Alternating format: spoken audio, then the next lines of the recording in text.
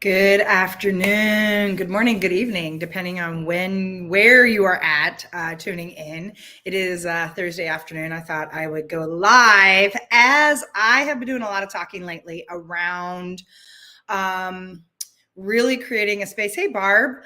I've been talking a lot about doing your part when it comes to manifesting and calling in what you really desire. So, as you're thinking about whether you're playing in the space of, I'm trying to create my strategy for the year, I'm trying to, figure out what I want to focus on, figuring out how to align your energy and becoming that energetic match for the vibration and frequency. All of that, yes, is part of doing your part. The other piece that I want to talk about today, though, is the power of play inside of what it means to do your part. And so, doing your part is really truly creating the vibration and the energy for all that you are trying to call in, what you desire, what is important to you, what you want to manifest. And so, one of the things I don't think we realize is that play is really a spiritual practice. And so I want to talk about that a little bit today because I think it's really fascinating when we look at the actual sort of magnetics or energy of play and what that even allows us to open up access to in our life and what we can bring in, what we can attract. So if you think about, hey, Henry, if you think about that, this idea that like attracts like, right? We talk about what we put out, we bring in. When we are, depending on our vibration, depending on our frequency, depending on where we're at energetically, what we think about, what we speak about, what we're doing, that is what we're calling back to us. And so everything that's going on in your life right now is a function of whatever energy, whatever state you are in when you are, bringing that stuff in. And so everything has an equal and opposite reaction. It's that idea that energy can either be created or destroyed, that things that are in motion are going to come back. What goes out must come back in, and like attracts like. So when we say that, are we creating a space that our energy is at the highest vibration for what we want to bring in? One of the easiest ways to do that is to put ourselves in a place of play. And so play really is a spiritual activity. It's a space that when you are in play, and when I say play, I want you to think about it's not just oftentimes how we define play, which is, hey, I'm coloring, or hey, I'm on a swing set, or we think about play in terms of what we used to do. I'm going to go play kickball. Now all that stuff, yes, is play, but play extends into a lot of different things. And play is really about putting yourself in a position where you are creating this magnetic energy that is allowing you to be in a space as a curious child, having that curiosity of a child, having that space of really aligning yourself to whatever is bringing you joy in this present moment. So it's not about focusing on the past. It's not about focusing on the future. It's about creating a space where you are really aligned to the delicious, juicy, joyful energy of the present. And you are allowing yourself that childlike wonder and curiosity and that ability to just be free. And so there's a state of almost relaxation inside of that. And so when we realize that being playful means we are opening up and acknowledging that God, the universe, source, Tao, Penelope, whatever you want to call it, is always ready to help us and be available for us on our path. The thing is we've got to open up access to receive that, right? And play puts us in one of the most joyful, gratitude-filled, loving, curious, wonderful spaces where we are fully magnetized in what we're trying to bring to us. Think about that for a minute. When your heart is overflowing, when you have all this joy you can't contain within you, and you're full, you're overflowing, and you're expressing your highest, most authentic version of yourself. It's a space where you are playing at your highest capacity. It's a space where you're vibrate. You can feel the vibration of it.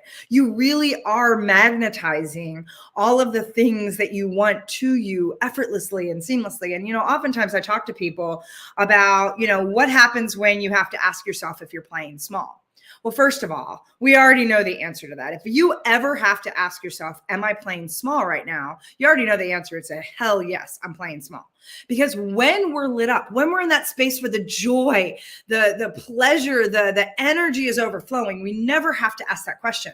We are so aligned that it feels like things are coming to us seamlessly. It feels like there's just this ease and this dance, and it's just juicy and delicious. And we are calling in everything that continues to give us more joy and feel like we're overflowing.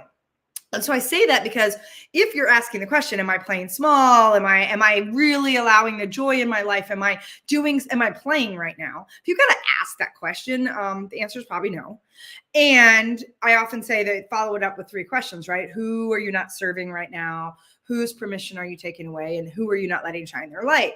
And I say that because this idea of play being one of the deepest spiritual practices we can put into motion. God, there's so much power in that. And whether it be you're going on a trail and you know, for me, oftentimes hiking and the trails, and I still miss Peyton in that space, but it's a place where that fills me up. It fills me up with such joy. There's so much beauty. Even the other day I was walking, and some of you may have seen the reel I put together. There's still a lot of damage here in Austin after our ice storms hit about a month and a half ago. And it's actually heartbreaking. It was very heartbreaking to go on the trails. It's the first time I've been out since we had the huge ice storms that kind of took things out, and to see all of the damage, to see all the broken limbs, to see the trees that are split in half. And yet there was also this incredible beauty to it. While it was heartbreaking, it was also heart-filling, because there was such a beautiful, joyful way that nature was still providing this beautiful container, was still allowing me the space to play and to stay in curiosity and to just explore it. And so when we give ourselves permission to explore, when we give ourselves permission to go down those paths of curiosity, when we allow ourselves to go down various rabbit holes, we are in a state of play. And so I say that because sometimes play is just the daydreaming that we do. It's the space of what I've been referring to lately, and especially as it relates to human design and gene keys and getting into understanding your own energetic blueprint and wiring. It's around that space of contemplation. And so I want you to realize sometimes I remember when I first started hearing the word contemplation, I actually equated it probably a little too much with the word concentration. I thought, oh, I got to contemplate. It's like this serious study, like intense way I've got to figure things out. And the beauty is contemplation's not about that at all, right? Contemplation is a space where you're extremely relaxed. So you're almost in this kind of like half awake daydream kind of energy, and you're fully present to your surroundings and your environment. And so a lot of times we have opportunity that when we're sort of just watching the birds outside and letting our brain just do whatever it wants to do, or feeling into our body as we're doing something that's physically, you know, an activity. Maybe it's cleaning the house, maybe it's washing dishes, maybe it is taking a walk on the trail. But there's this sort of, and I love the work that, you know, people like Michael Singer do, and some others when they talk about, you know, what is that voice that's going on? Hey, Katrina, what's going on in that space where there's you who's observing what you're doing, right? And so this space around contemplation is actually one of the deepest forms of play. And so when we lean into that daydream, when we lean into activating our imagination, it's one of the reasons I love saying things like imagine if, which really prompts. Oh, I love that you're catching me live too. It's so good. We need to catch up. Side note, tangent, squirrel, whatever. Definitely need to catch up. I miss you. And so glad that you're on here. But think about the fact that when we plant the space. So it's not a meditation. It's not when you're really going in and like getting into that fully relaxed out of body experience, kind of going deep. It's that space that's in between being really present and kind of concentrating and trying to figure something out. And then the space around allowing life to flow through you, allowing the space of, and oftentimes it starts with giving yourself permission to daydream. And it's so interesting. I mean, I have 20 years of corporate under my belt, right? And like I came from pretty intense environments where I was working in Fortune 100 companies, and a lot of them are my clients now. And there was this space where we're constantly in a frenzied, busy, hurried, intense state that's always about how much can we do? How much can we do? How much can we do? And it's like stacking a meeting on top of a meeting on top of a meeting on top of a meeting, to which I can remember being in corporate. And by the way, this is some of my story when it knocked me out and like literally ended up in the hospital, was because I didn't have room to pee. Let's just be honest. I couldn't even fit a bio break into my day. Where the hell is there time to play and daydream and actually allow our imagination the space to create? What we don't realize is that space of kind of open, white, just free, not filling it with something that has to be done, because oftentimes it's just busy for the sake of busy anyway. But what we don't realize is it's all that doingness is taking us out of the space of the being. And it's taking us out of the space to be able to play, to daydream, to activate our imagination in a way that's going to tap us into our most creative space, into the creative source of who we are and what we're connected to. And I say that because playing really is a spiritual practice. When you create space where you're open and you're laughing and you're relaxed, it's crazy because your mind is more open to receiving all that wants to be inspired and channeled through you. I love Einstein said at one point, it's in the non-doing that my genius is born. And I'm paraphrasing him. But think about that. It's in the non-doing that the genius is born. It's not in all the shit that we're trying to get done and punching 50 pounds in a 5-pound bag all day long. If you're not creating space to play, if you're not creating space to contemplate in a way that activates your imagination and lets you daydream a little bit, lets you savor possibilities, lets you play in the infinite realm of opportunities and ways that you can look at things, different perspectives, you're missing so much opportunity to connect at a deeper level to source, universe, God, Tao, Buddha, Penelope, whatever you want to, whatever that is for you. And I keep saying Penelope because I have a group that they used to get really jacked up about, well, you call it universe or you call it God. I'm like, okay, let's stop worrying about what we call it. Let's just fucking call it Penelope. Who cares? I'm going to write a book someday that's called Ask Penelope. Because it's not about what you call it. It's about you connecting to it. So think about this for a minute, right? Yes, it's the way I travel, right? Like, yes, it puts you in a different mode. It's that curious child on an adventure, Penelope, right? Yes, because here's the thing. Think about this for a minute. And this is why I kind of was like, oh my God, just fucking call it Penelope. Who cares? We spend so much energy and effort on what the hell we're going to call whatever it is. We are missing the opportunity to connect to it.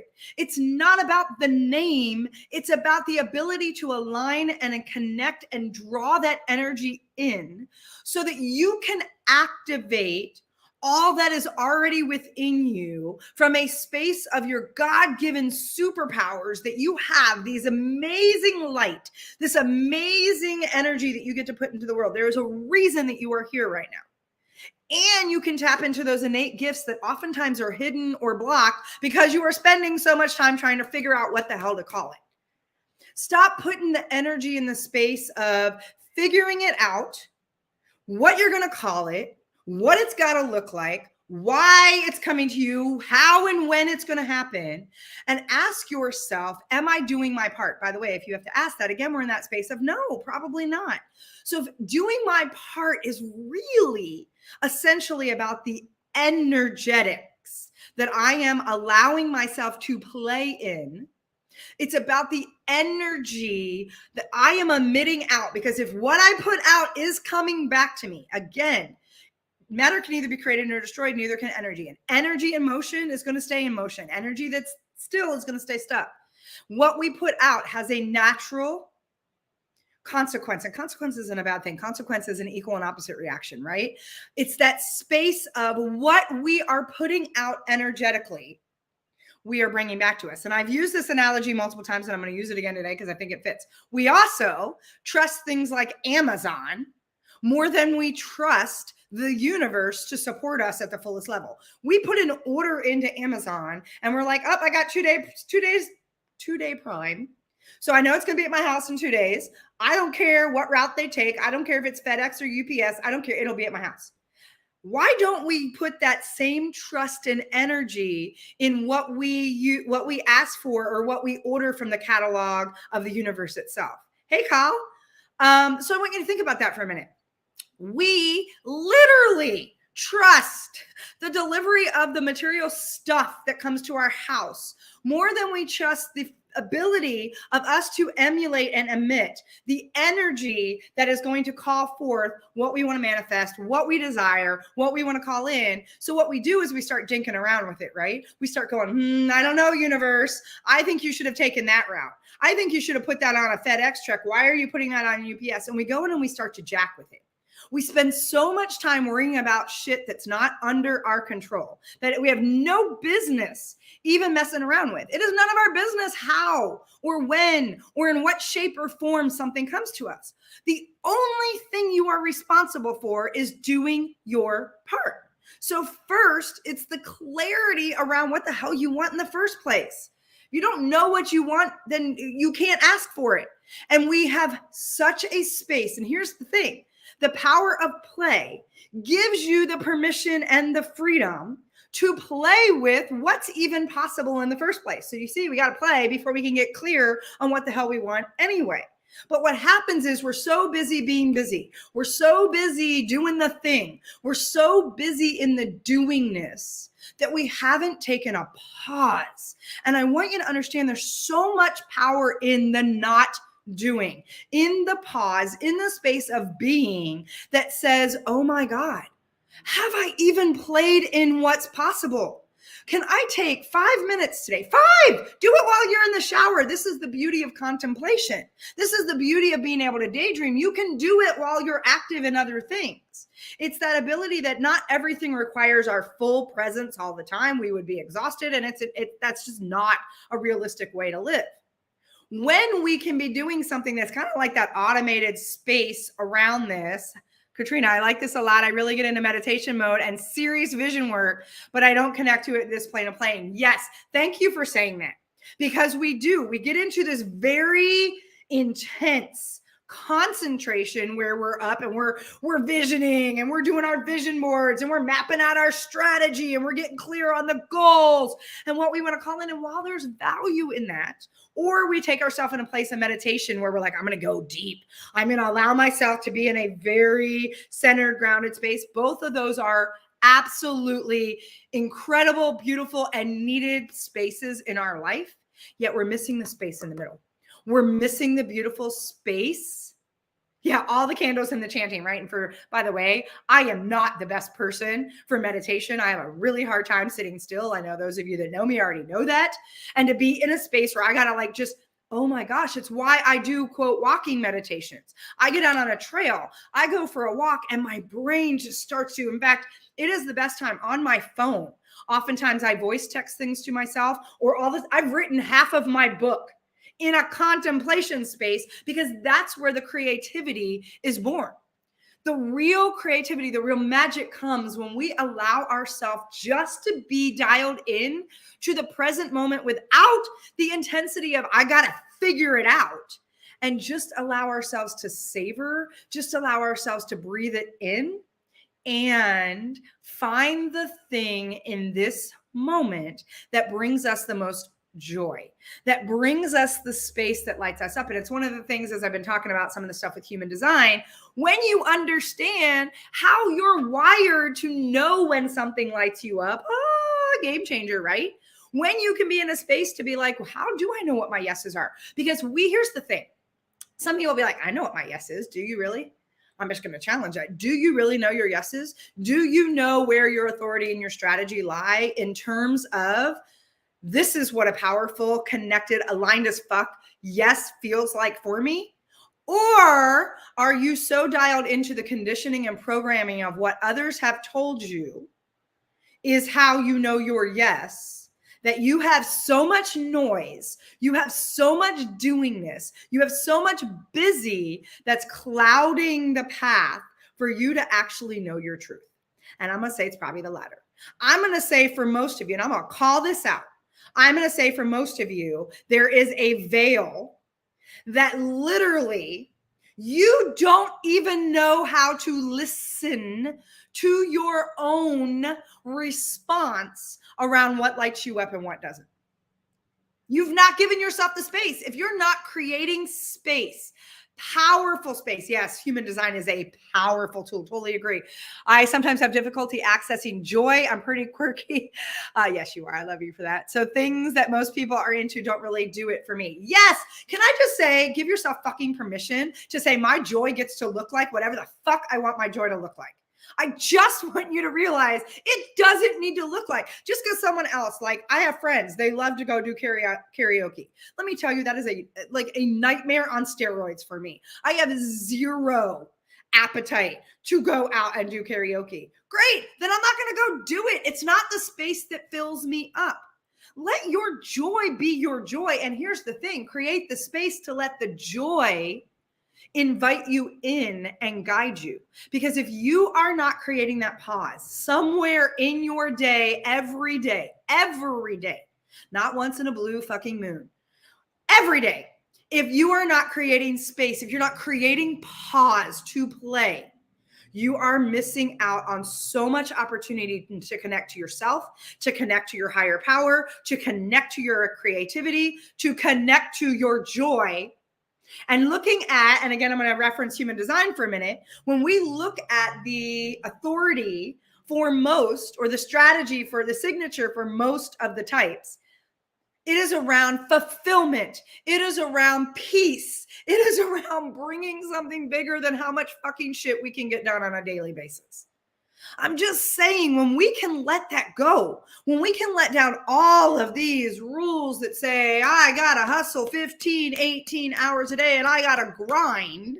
My God, can we just let go of the goddamn grind for 5 seconds? What if, and I'm going to change that, imagine if. And the reason I like imagine if is because it's actually a call to arms to your imagination. You are directly saying, imagine if, which is to your beautiful mind that wants to control things, which, by the way, no decision ever should be made from your mental capacity.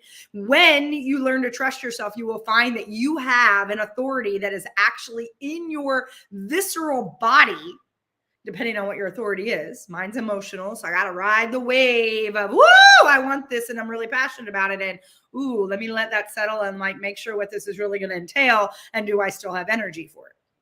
I need to ride that out, right? Some of you, it's a splenic hit that says, ooh, does this feel good? Does this feel safe? Does this feel right? And it's just a nod. Some of you, it's the sacral that says, oh, this is lighten up. And you will literally feel this kind of vibration and hum in your core that starts to ooh, it's like a little motor getting started, which is exactly what it is. It's the generator going, yeah, we got now. And you have incredible power in the now. And then there's other self-directed ego, whatever they might be, but none of them come from your headspace. Your mind, however, when in that space of play, relaxation, openness, that's where your mind becomes really delicious, because then you can start to play in all the possibilities of how. You get to start to play in all of the possibilities of the infinite space that's available to us. And so I say that because if you are not creating that pause every day, my guess is you're not experiencing real joy either, because when joy shows up, do you even recognize it? Do you recognize when everything in your energy and beingness says, oh, that's delicious? And I love Brene Brown talks about in Call to Courage, and she does this in Dare to Lead in one of her books. She talks about a moment with her daughter when her daughter was 8 years old and they were out paddleboarding. They were doing the paddle boats. And she said, all of a sudden I looked over and her daughter Ellen was really quiet and really peaceful. And she just had this smile on her face. And Brene said, I was like, wow, it's just beautiful watching her. She goes, then she gets a little concerned because she's just sitting there. And all of a sudden she leaned in and she's like, are you okay? Ellen, are you feeling all right? And she's like, I am. She goes, are you sure? And she goes, yep. She goes, I'm just taking a picture moment. And Brene was like, and I love this concept so fucking much. She was like, I'm taking a picture memory. And Brene was like, what is a picture memory? She goes, anytime I feel this just overflowing sense, she was 8, this space where I'm just really joyful, I'm really grateful, I take a picture in my mind. I take a picture so that when I'm feeling stress or when I'm sad or when something happens, I can go back to that picture memory. We try to capture everything on our phone and whatever, and we share it on social media. I'm guilty of that too. But how many of you are giving yourself real space to take those picture memories, to create that space? I just think that's such a beautiful way to talk about when the joy is showing up. Do you even have space to recognize it? Because for some of you, if you're like me, who's a recovering control freak, a recovering perfectionist, and a type A plus off the fucking charts personality, I was conditioned for so long that once I achieved something that I thought was going to fulfill me, although that's not even how I looked at it, I was just going to achieve the goal and get the thing done and get the trophy or the award or the accolade. Then I was on to the next. I didn't even give myself room to celebrate the fact that I did the thing I said I wanted to do. Like, I didn't even give myself a place to like dance in the joy of like recognizing my own growth and the journey and the process, because I was on to the next thing and on to the next thing and on to the next thing and on to the next thing, which is also what ultimately caused me to be in the hospital at some point, because my burnout was like way past burnout, the fumes, and I was in like the black abyss of holy shit, it's taking everything for me to get out of bed. I was completely out of the game at that point. And so disconnected from my higher everything, from my best, most magnetizing energy and vibration. I don't even know who the fuck I was at that time. And so I say that because here's the thing. If we don't create space, when we create the space to be more open, to be relaxed, to be playful, to be curious, to be in that space when we're imagining if, what you don't realize is we are open to more ideas. Our imagination, our creativity is heightened, like seriously, significantly heightened in that space.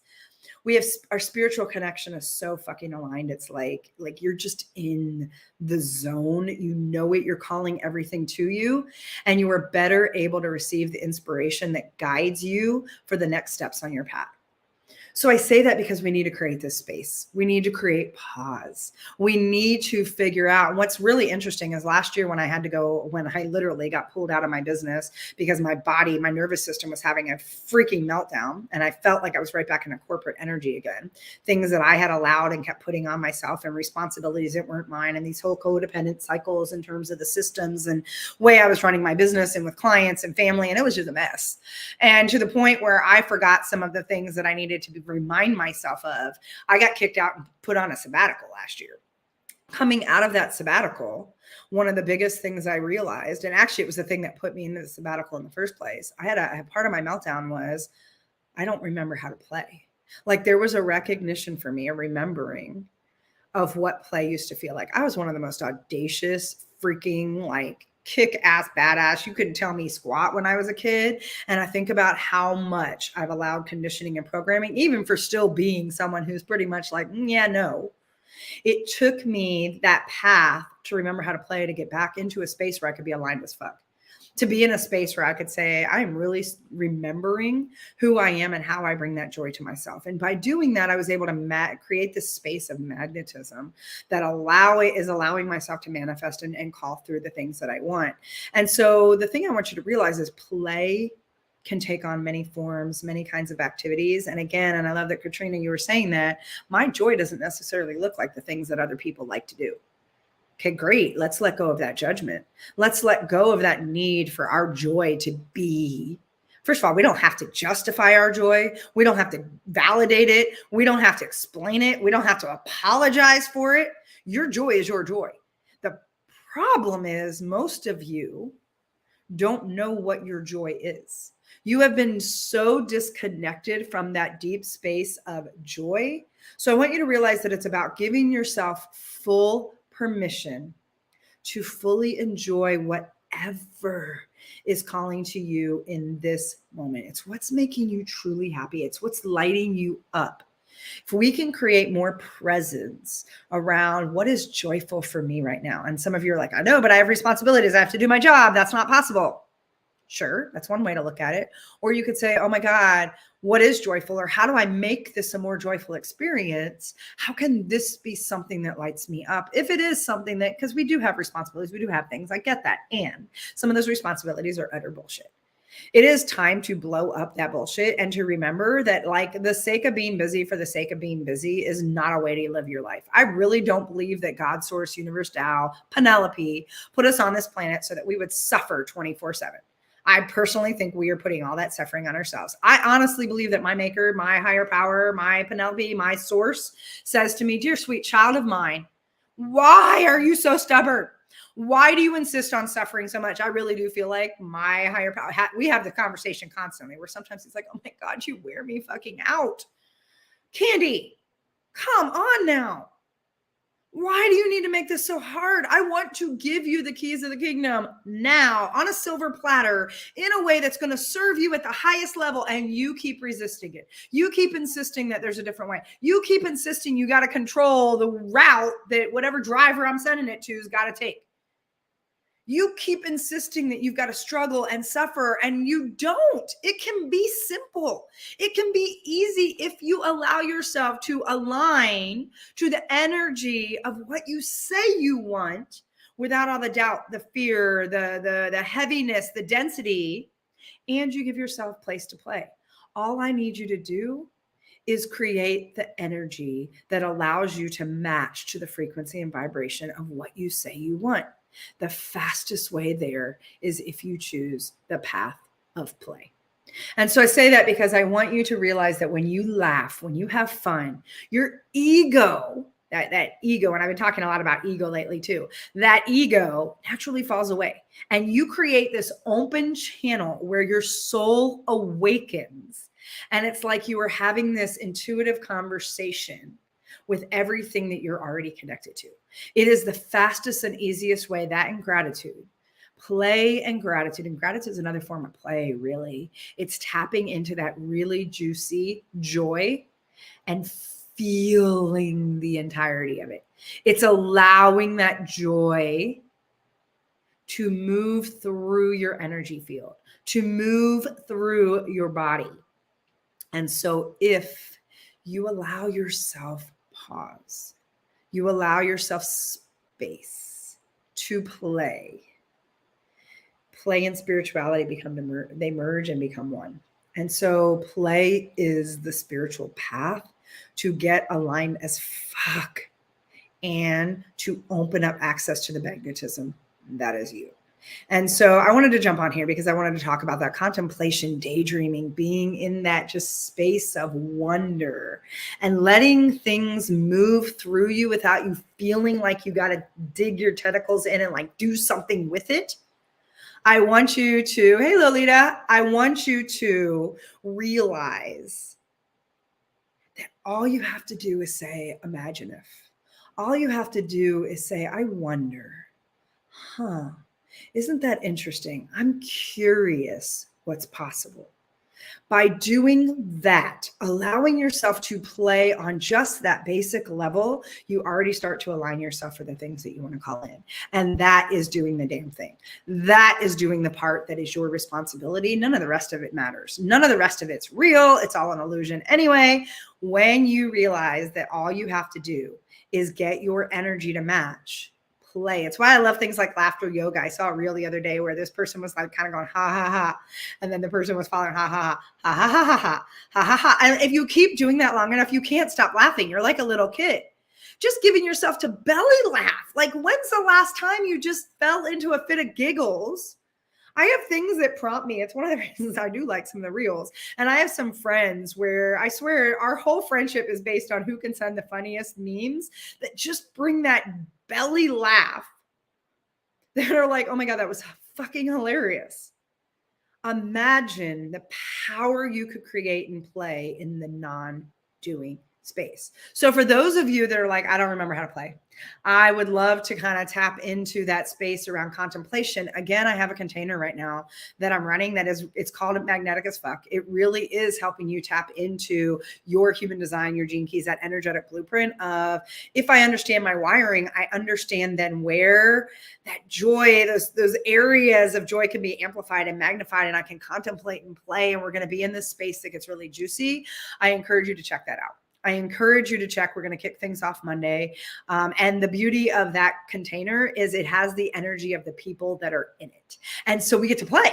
We get to co-create and imagine what's possible together. Like there's a outline and a quote curriculum for what we're going to move through over the 6 weeks, but it's not set in stone because that's the opportunity. It's a pop-up play space, which has been one of my tags I've been saying lately, pop-up play space. It's a place for us to go down a rabbit hole together. It's a place for us to contemplate and play in the juiciness of just what's possible. Imagine if you could create a different lens or perspective for yourself. If you could just play with it a little bit, give yourself space to daydream, to savor things, to try things on without being worried and attached to where it was going to lead you. Some of you need to remember or relearn how to do that. And so I'm offering a space that's going to help you lean into a different capacity. So if it's something that is of interest, join us. It's going to be fucking amazing. I'm just going to tell you, it will. And I have no idea what's going to unfold in that space, which is part of what I get excited about. That brings me pure joy. Pop-up play spaces, rabbit holes, just joy when I don't know where the path is going to lead me, but I get to just play and enjoy the process of it. So I invite you to join us. We kick off Monday. The container is open. I think we're keeping enrollment open until Sunday. Probably need to verify that with my team. And just know that is available for you. Otherwise, I hope there were some really good nuggets today. Hey, Yvonne, so glad so many of you jumped on here. And again, whatever you're doing, I don't care whatever this hit for you. I hope the one thing is that you'll walk away and remember that you need to give yourself permission to take pause. You need to recognize that there's so much power in the possibilities of what play can open up access for you. And that ultimately play is one of the deepest, most profound spiritual practices you can put into motion. And it's so easy once you remember how. When you create that pathway for play, I want you to realize you open up possibilities for more. So with that, it's Candy. I love all of you. I hope you're having a phenomenal, freaking powerful play day. If anything, get off this live, go find something that fills you up with nothing but joy and let yourself be immersed in it. Let yourself be immersed in the possibilities, the power of play, and start to create space where you are giving yourself permission to do that spiritual practice of play every day. Mwah! I love you all, and I hope you're having a great day, and I will talk to you later.